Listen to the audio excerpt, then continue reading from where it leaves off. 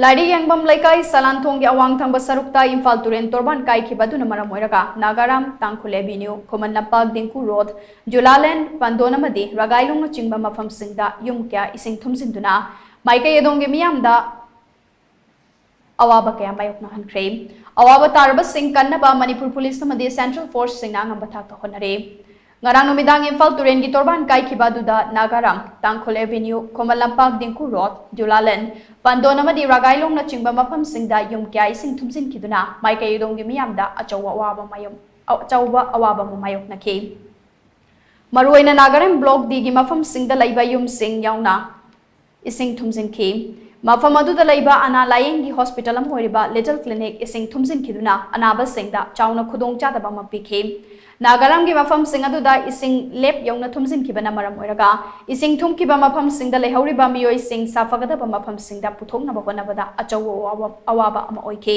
eshing thumjinkiba mapham singda lehauriba Meeoising safagadaba mapham singda puthoknaba Imphal West District ki SP Ketramayum Sibakantana luchingduna Manipur Police SDRF NDRF Central Paramilitary Force abadi Indian Army ki apunbati mamana akan mamong honakhe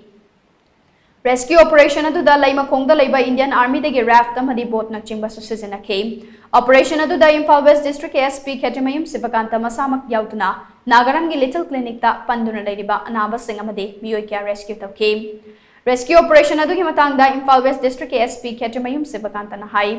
Imphal West District ki manung chanba Lairikyengbam Leikai Salanthong gi awang thangba sarukta Imphal turen Torban Kaikhibana maram oiraga Nagaram Lairikyengbam Leikai amadi eshing thumjalaba mapham singda panduna lehauriba Meeoising safagadaba mapham singda puraknaba ngasi ayuktagi rescue operation chathare operation asi SDRF NDRF Central Paramilitary Force amadi Indian Army na chingbagi matenga loinana pangthokpane Panduna lairiba sing angamba thakta honaduna rescue tawgani haina makna makha takhi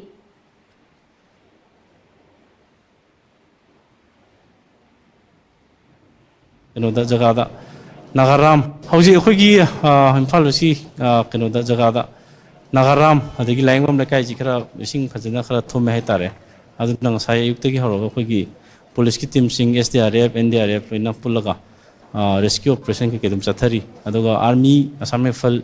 adagi CRP BSF kisu personnel ma'am laga hauji so khogi boat ma'am army dagi lema khongdagi evacuation tawraga boat yaure boat hom yaure aduga kenodagi su Assam Rifle dagi su boat yaure swain tawro khoi hauji kana mayam pallaga leho kholoba mayam sing pochai maru ba ana e gaw sing khoi mateng pangna kan hona jari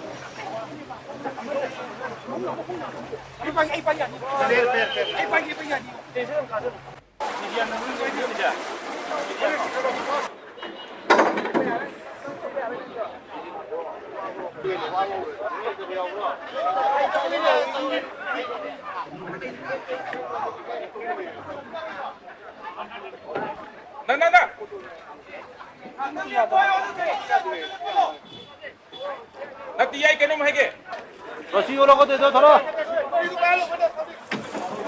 ये लोग support